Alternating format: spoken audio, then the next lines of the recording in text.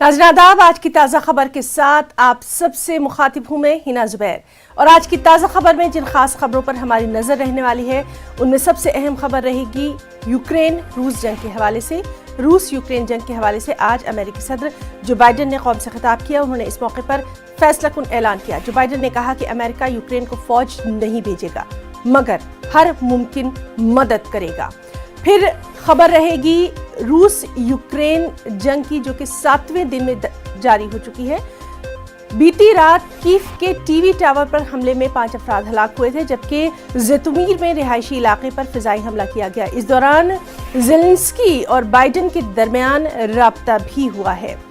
एक और अहम खबर ऑपरेशन गंगा के ताल्लुक से है। ऑपरेशन गंगा के तहत यूक्रेन में फंसे हिंदुस्तानी तलबा को निकालने का काम शदोमत से जारी है। वज़ीर ख़ारजा एस जयशंकर ने जानकारी दी है कि पिछले 24 घंटों में 6 फ्लाइट्स हिंदुस्तान के लिए रवाना हो चुकी है। अब तक 1377 से ज़ायद हिंदुस्तानियों को यूक्रेन से निकाला जा चुका है। फिर हम आपको बताएंगे यूपी इंतखाबात के ताल्लुक से 7वें मरहले के तहत इंतखाबी तशहीर के लिए आज तमाम तर सियासी पार्टियां अपना दमखम लगाएंगी। गाजीपुर और सोनभद्र में अवामी जलसे से तमाम ही लीडर खिताब करने वाले हैं। अखिलेश यादव जौनपुर में अवामी रैली से खिताब करेंगे और कौन कौन से लीडर वहां पर रहेंगे उसके ताल्लुक से भी हम आपको बताएंगे। एक और अहम खबर मगरबी बंगाल से। मगरबी बंगाल की वज़ीर आला ममता बनर्जी आज वाराणसी के दौरे पर रहेंगी। अखिलेश यादव के साथ ममता बनर्जी इंतखाबी तशहीर में रहेंगी। ममता बनर्जी रोड शो भी कर सकती हैं। ये खबरें कुछ और खबरें आज की ताज़ा खबर में शुरुआत करेंगे।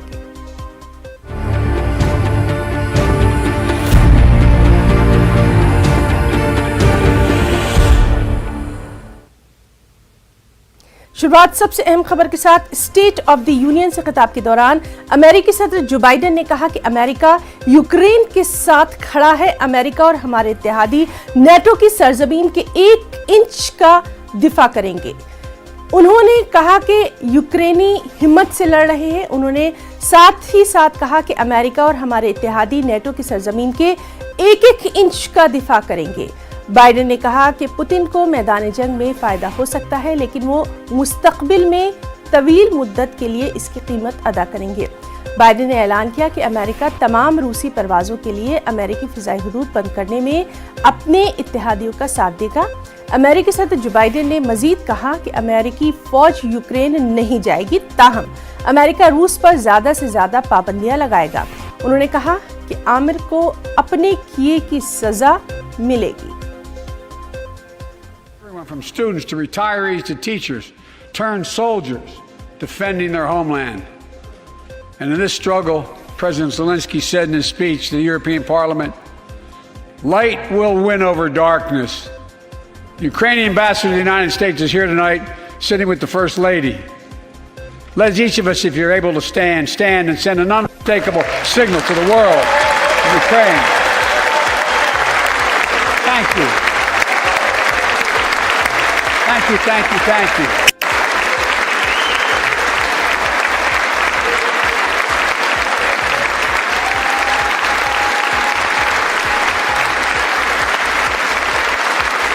She's bright, she's strong, and she's resolved.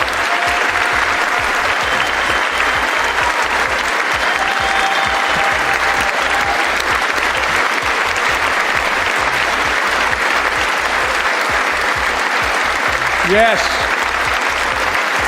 We, the United States of America, stand with the Ukrainian people. Throughout our history, we've learned this lesson. When dictators do not pay a price for their aggression, they cause more chaos. They keep moving, and the cost, the threats to America and America to the world keeps rising. That's why the NATO alliance was created, to secure peace and stability in Europe after World War II. The United States is a member, along with 29 other nations. It matters. American diplomacy matters. American resolve matters. Putin's latest attack on Ukraine was premeditated and totally unprovoked. He rejected repeated efforts at diplomacy. He thought the West and NATO wouldn't respond. He thought he could divide us at home, in this chamber, in this nation. He thought he could divide us in Europe as well. और नाज़रीन, इस वक्त हमारे साथ phone पर मौजूद हैं माहिर आलमी उमूर यानी एक फॉरेन एक्सपर्ट संजीव श्रीवास्तव जी, जिनसे हम आज जो बाइडेन ने खिताब किया है उसके ताल्लुक से उनका तज्जिया जानेंगे। संजीव जी, बहुत बहुत इस्तकबाल, वेलकम करेंगे आपका न्यूज़ 18 उर्दू में। जो बाइडेन के खिताब पर आपका पहला रिएक्शन। देखिए, राष्ट्रपति बाइडेन ने ये जो खिताब दिया है, ये जो एड्रेस दिया है, एक ऐसे समय में दिया है कि जब यूनाइटेड स्टेट्स की जो फॉरेन डिफेंस पॉलिसीज है वो रशिया के यूक्रेन पर हमले किए गए हमले की वजह से काफी चैलेंजिंग सिचुएशन में है। और राष्ट्रपति जो बाइडेन घरेलू मोर्चे पर भी अनेक चुनौतियों से, अनेक आलोचनाओं से जूझ रहे हैं। तो ऐसे में ये जो, चाहे वो वैदेशिक मोर्चा हो चाहे वो घरेलू मोर्चा हो, उन्हें उनके लिए एक चैलेंजिंग समय है। तो इस चैलेंज को ध्यान में रखते हुए उन्होंने जो एड्रेस दिया है उसमें जाहिर है कि उन्होंने राष्ट्रपति पुतिन का जो एग्रेशन है, रशिया का जो एग्रेशन है, उसको एड्रेस किया है। और ये स्पष्ट रूप से कहा है कि जो यूनाइटेड स्टेट्स ऑफ अमेरिका है वो रशिया के इस चैलेंज का जवाब देगा। और जो डेमोक्रेटिक वैल्यूज हैं, जो विश्व में एक रूल्स बेस्ड ऑर्डर की जिसकी बात अमेरिका लगातार करता है, उसको डिफेंड करेगा, वो फ्री वर्ल्ड को डिफेंड करेगा। और इस तरीके के एग्रेशन को अमेरिका स्वीकार नहीं करेगा। साथ ही साथ उन्होंने घरेलू मोर्चे पर जो एक इंफ्रास्ट्रक्चर डेवलपमेंट की बात कही है, जी। और पूरे डिकेड को इंफ्रास्ट्रक्चर डिकेड के रूप में सेलिब्रेट करने की बात कही है, वो भी बहुत महत्वपूर्ण है। क्योंकि आप देखिए तो यूनाइटेड स्टेट्स के सामने चाइना का चैलेंज लगातार बढ़ता जा रहा है। चाइना जिस तरीके से अपने आप को उसने विकसित किया है पिछले दशकों में, उसको ध्यान में रखते हुए अमेरिका के लिए बहुत जरूरी हो गया था कि अमेरिका भी अब अपने आप को, अपनी जो ग्रोथ है, अपना जो डेवलपमेंट है, उसको तेज गति से आगे बढ़ाए। और चाइना और जो इस तरीके के रशिया जैसे चैलेंजेस हैं, जहाँ कहीं और जो चैलेंजेस हैं, उसको ध्यान में रखते हुए अमेरिका को आंतरिक रूप से भी अपने आप को सशक्त बनाने की जरूरत है, विदेशिक मोर्चों पर भी अपने आप को सशक्त बनाने की जरूरत है। संजीव जी, इसी बात को हम आपकी आगे बढ़ाएंगे। और आज जिस तरह से उन्होंने एक मैसेज दिया है, खास तौर पर यूक्रेन और ज़ेलेंस्की, जो कि लगातार कह रहे थे कि वो अलग थलग पड़ गए हैं, कोई उनका साथ नहीं दे रहा। कल भी हमने उनका एक बहुत ही इमोशनल मैसेज देखा था और जिस तरह से सबने उनका साथ दिया था, उनके लिए एक कम से कम ये थोड़ा सा एक स्ट्रॉन्ग मैसेज कि नहीं, दुनिया उनके साथ खड़ी है। देखिए, ये अमेरिका, ये सिर्फ यूक्रेन का प्रश्न नहीं है, यूक्रेन के साथ तो अमेरिका खड़ा ही है। और आने वाले समय में आप देखेंगे कि अमेरिका के द्वारा रशिया के इस आक्रमण के विरुद्ध लगातार एक्शंस लिए जाएंगे। अमेरिका ने अभी तक जो एक्शंस लिए हैं वो सीवियर इकोनॉमिक एक्शंस लिए हैं। और इस एड्रेस के माध्यम से भी उन्होंने स्पष्ट कर दिया है कि वो रशिया को लगातार टारगेट करने जा रहे हैं। रशिया को के ऊपर जो प्रतिबंध लगाना हो, उसके ऊपर लगातार कार्रवाइयां करना हो, ये अमेरिका जारी रखेगा। देखिए, ये अमेरिका की भी क्रेडिबिलिटी का प्रश्न है। यदि अमेरिका का रिस्पॉन्स वीक रहता है तो अमेरिका के जो अन्य जो ट्रीटी अलाइज हैं, जो उसके पार्टनर्स हैं, उनके अंदर भी शंका पैदा हो सकती है और अमेरिका की क्रेडिबिलिटी भी जो है खतरे में आ सकती है। उसकी साख का भी सवाल है। तो अमेरिका को स्ट्रांग एक्शन लेना ही होगा। ये अमेरिका की विदेश नीति के लिए बेहद आवश्यक है और जो कि राष्ट्रपति बाइडेन कर रहे हैं। और ये सिर्फ अमेरिका ने यूक्रेन में मिलिट्री रिस्पॉन्स डायरेक्ट नहीं किया है, क्योंकि यूक्रेन नाटो का पार्ट नहीं है। लेकिन जो अन्य जो रिस्पॉन्सेस हैं वो आप देखेंगे कि आने वाले समय में रशिया के विरुद्ध और अधिक सख्त होंगे। हर तरीके से रशिया के ऊपर तो बहरहाल आज का दिन भी काफी अहम रहने वाला है। लगातार आपसे हम इस अहम मामले पर तमाम तर जो एनालिसिस है वो करते रहेंगे। बहुत बहुत शुक्रिया संजीव जी आपका तमाम तर बातचीत के लिए। यूक्रेन ने रूस पर नस्लकुशी का इल्जाम लगाते हुए आईसीजे का दरवाजा खटखटाया था, जिस पर इंटरनेशनल कोर्ट ऑफ जस्टिस 7 या 8 मार्च को अवामी समाअत करेगा। अदालत ने कहा है कि रूस को इस तरीके से काम करने की जरूरत है ताकि अदालत की तरफ से आर्जी इक़दाम की दरख्वास्त पर किए गए किसी भी हुक्म को उसका मुनासिब असर हो सके। वहीं अब अमेरिका का कहना है कि रूस को यूक्रेन में अपनी फौजी सरगर्मियां रोकना होंगी।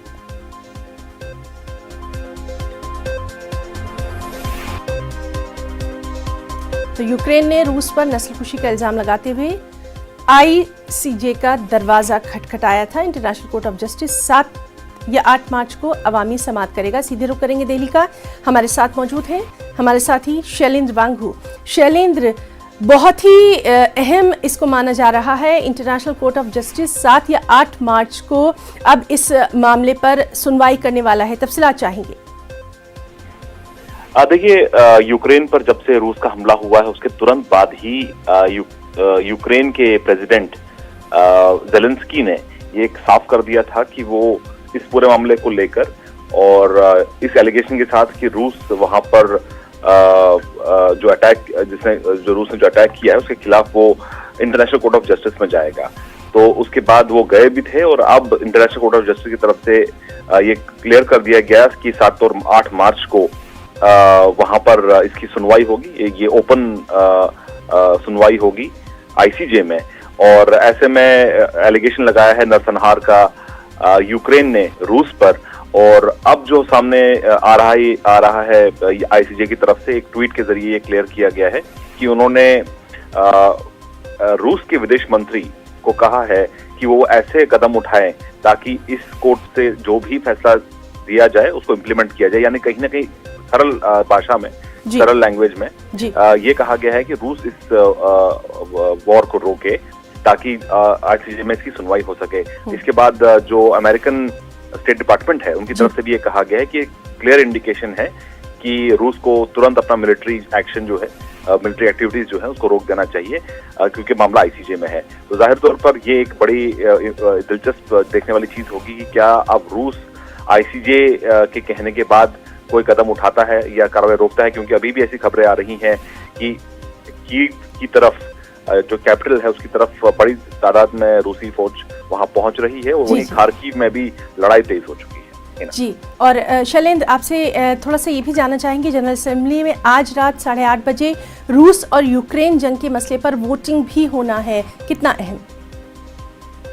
बिल्कुल, ये बहुत अहम है क्योंकि ये 11वां ऐसा सेशन है जिसे स्पेशल सेशन कहा गया और कई सालों बाद ये सेशन हो रहा है। इस तरह से सेशन को बुलाया गया है। आपको याद दिला दें कि अक्सर जो यूएनजीए का सेशन होता है वो सितंबर के महीने में होता है। ये सेशन इसलिए बुलाया गया है क्योंकि यूएनएससी में, यूनाइटेड नेशन सिक्योरिटी काउंसिल के अंदर जो वोट किया गया था रेजोल्यूशन को लेके, उसमें उसको वो पारित नहीं हो पाया था क्योंकि रूस क्योंकि खुद ही इसका परमानेंट मेंबर है तो उसने ब्लॉक कर दिया था, उसको वीटो लगा दिया था।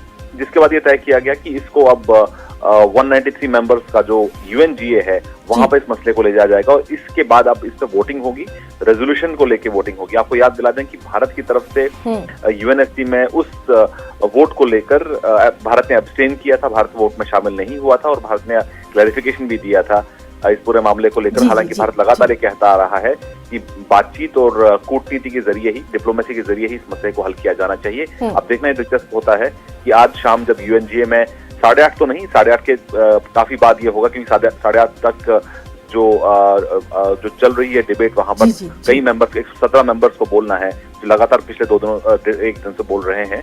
अब करीब 15 मेंबर्स और होंगे तो माना जा रहा है कि करीब 9:30-10 बजे के आसपास वोटिंग होगी जिसमें साफ हो जाएगा और कि रेजोल्यूशन पारित होता है या नहीं, क्योंकि अक्सर जो मेजॉरिटी ऑफ द कंट्रीज हैं वो इस हक में है कि इस रेजोल्यूशन को पास किया जाना चाहिए क्योंकि रूस ने जो कदम उठाया है यूक्रेन के खिलाफ बहुत से देश इसकी मुखालफत कर रहे हैं। जी शैलेंद्र, तो लगातार इस अहम मामले पर आपसे तफसीलात हम लेते रहेंगे, नज़र बनी हुई है। बहुत बहुत शुक्रिया आपका तमाम तर तफसीलात के लिए। और नाज़रीन, आपको बता दें जिस तरह से शैलेंद्र वांगू ने अभी हमें बताया कि अक़वाम मुत्तहिदा की जनरल असेंबली में आज रात 8:30 बजे के बाद 9-9:30 तक रूस यूक्रेन जंग के मसले पर वोटिंग होना है। इसमें अक़वाम मुत्तहिदा की जनरल असेंबली के 193 ममालिक शिरकत करेंगे। इससे पहले हिंदुस्तान ने अक़वाम मुत्तहिदा की जनरल असेंबली के हंगामी इजलास में सलामती काउंसिल में वोटिंग में हिस्सा नहीं लिया था। यूएई और चीन ने भी वोटिंग से गुरेज किया था, ताहम 11 वोटों से मामला अक़वाम मुत्तहिदा की जनरल असेंबली में भेजने का फैसला किया गया। 1950 से अब तक जनरल असेंबली के ऐसे सिर्फ 10 इजलास तलब किए गए हैं।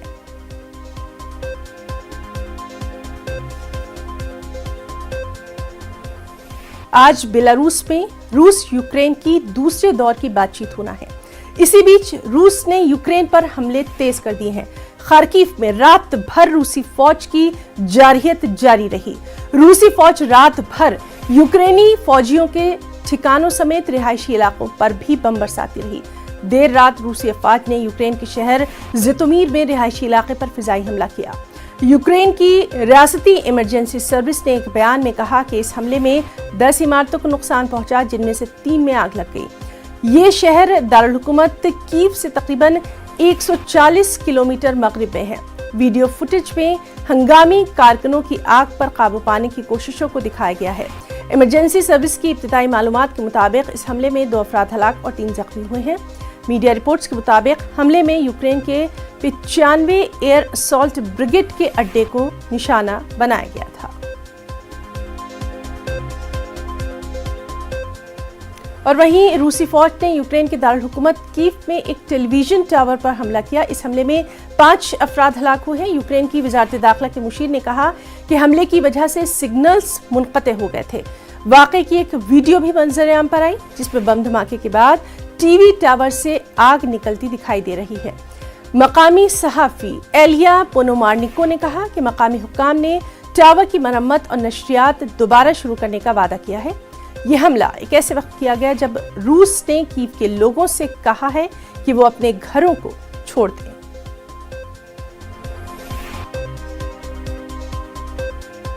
रूस और यूक्रेन के दरमियान जारी जंग का आज 7वां दिन है। रूस की जानिब से लगातार हमले किए जा रहे हैं। यूक्रेन भी मुंह तोड़ जवाब दे रहा है। दोनों तरफ से काफी नुकसान हुआ है। बैनुल-अक़वामी सतह पर पाबंदी और बातचीत के जरिए रूस पर दबाव डालने की कोशिशें की जा रही हैं ताकि वो फौरी तौर पर फौजी कार्रवाई रोक दे, लेकिन हमले अब भी जारी हैं। हिंदुस्तान भी सूरत हाल पर नजर रखे हुए है। हिंदुस्तान ने इंसानी इमदाद के तौर पर पोलैंड के रास्ते दवाइयों और दीगर इमदादी सामान की पहली खेप यूक्रेन रवाना कर दी है।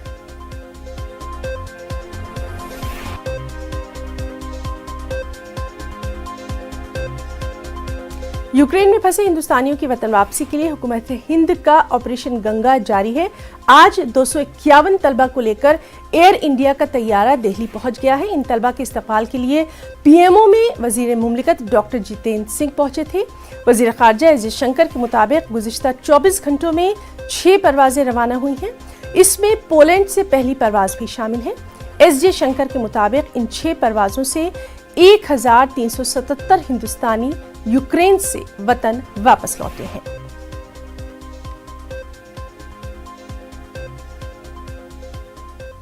वक्त एक छोटे से ब्रेक का।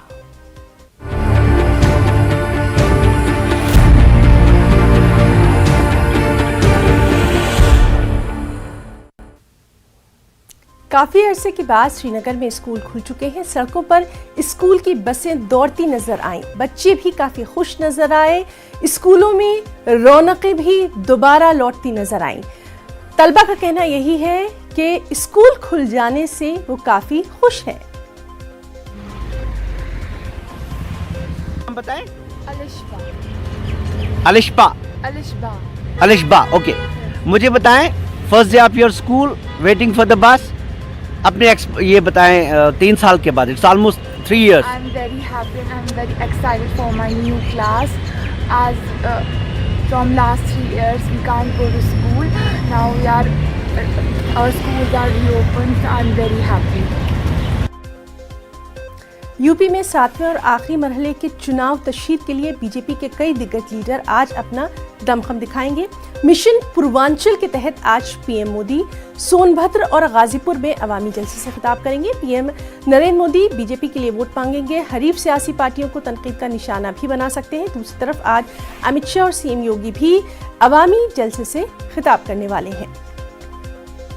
वहीं सियासी जमातों ने इंतखाबी मुहिम में तेजी पैदा कर दी है। वज़ीर आला योगी आदित्यनाथ आज 2 अजला में अवामी जलसों से खिताब करेंगे। सीएम योगी आजमगढ़ और मऊ में जलसे आम से खिताब करेंगे। हर जमात अपनी जीत का दावा कर रही है। किस जमात का पलड़ा भारी होगा, 10 मार्च को ये वाज़ेह हो जाएगा। तो सीधे रुख करेंगे अभिषेक उपाध्याय का। आजमगढ़ से हमारे नुमाइंदे हैं। अभिषेक, आजमगढ़ के लिए आज का दिन काफी अहम रहने वाला है। कौन कौन से अहम लीडर यहाँ पर आज नजर आने वाले हैं?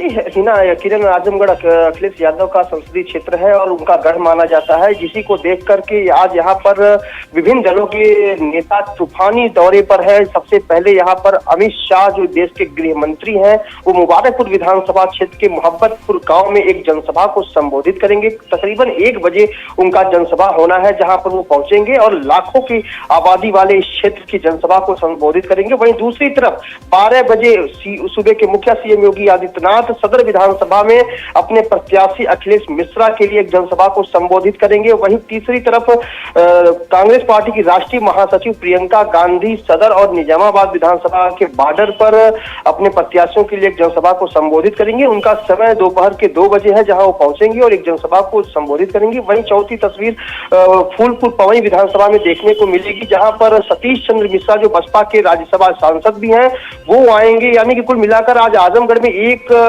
घंटे के अंतराल में 4 हेलीकॉप्टर एक साथ उतरेंगे और अलग अलग विधानसभाओं में लोग अपने अपने प्रत्याशियों के लिए वोट मांगने का काम करेंगे, जनसभा को संबोधित करेंगे। जहां तक बात आजमगढ़ की होती है तो आजमगढ़ अखिलेश यादव का गढ़ माना जाता है और यहाँ पर 10 विधानसभा सीट है। उसमें से जो सबसे सेफ सीट मानी जा रही है वो गोपालपुर की है। वहां से सपा ने अपने अखिलेश यादव के सबसे करीबी प्रत्याशी नफीस अहमद को मैदान में उतारा है। नफीस अहमद काफी दमदारी से वहां चुनाव लड़ रहे हैं, कारण कि वहां पर बसपा के जो कद्दावर नेता थे कमला यादव, अब वो बसपा का दामन छोड़कर सपा में शामिल हो गए हैं, तो उनका समर्थन भी नफीस अहमद को मिल रहा है। और बसपा ने जिस रमेश यादव को अपना कैंडिडेट उतारा है जी, तो आज काफी अहम रहने वाला है आजमगढ़ में तमाम तर अवामी जलसों के ताल्लुक से पूरा दिन।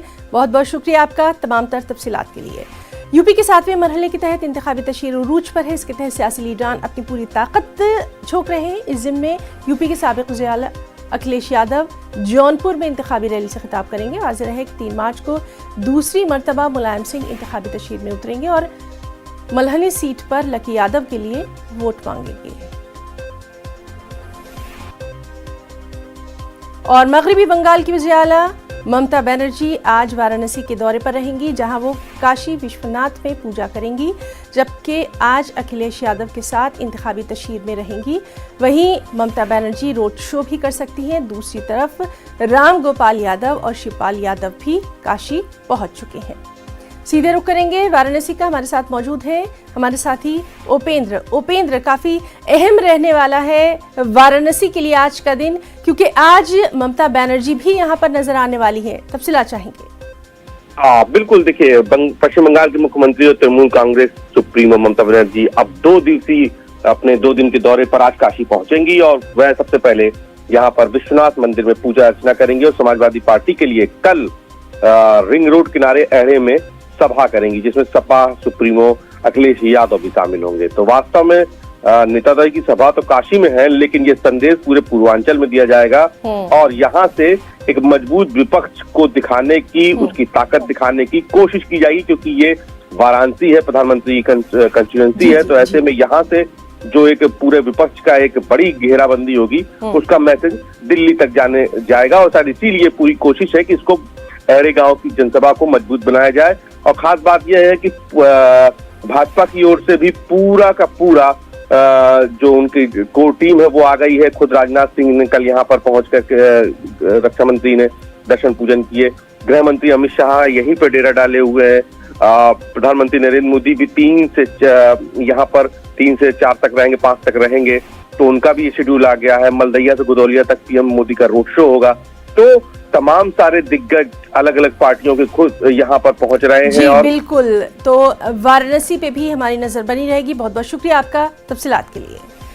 और नाज़रीन, वहीं कांग्रेस लीडर प्रियंका गांधी भी अपने इंतखाबी मुहिम में मसरूफ हैं। यूपी में एक बार फिर कांग्रेस को इक़्तिदार में वापस लाने के लिए कांग्रेस लीडर प्रियंका गांधी एड़ी चोटी का जोर लगा रही हैं। निजामाबाद और आजमगढ़ में प्रियंका गांधी जलसे आम से खिताब करने वाली हैं। आपको बताएं कि यूपी में आखिरी और 7वें मरहले के लिए 7 मार्च को वोट डाले जाएंगे।